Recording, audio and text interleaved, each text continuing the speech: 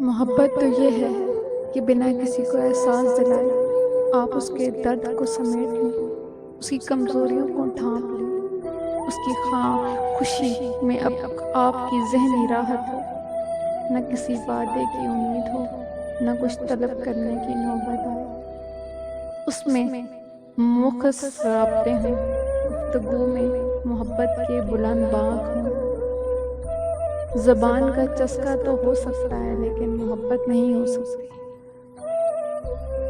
کچھ لفظ مجھے اگر مل جائیں تو میں ان سے تجھے تحریر کروں، اپنی ذات کے رنگ تجھ میں بھر کر میں تجھے پھر سے تعمیر کروں۔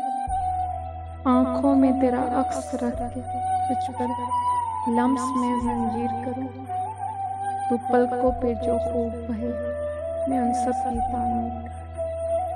تیرے دل کی دھڑکن اپنی راکھ سے، تیری روح کو اپنی جاگیر کر۔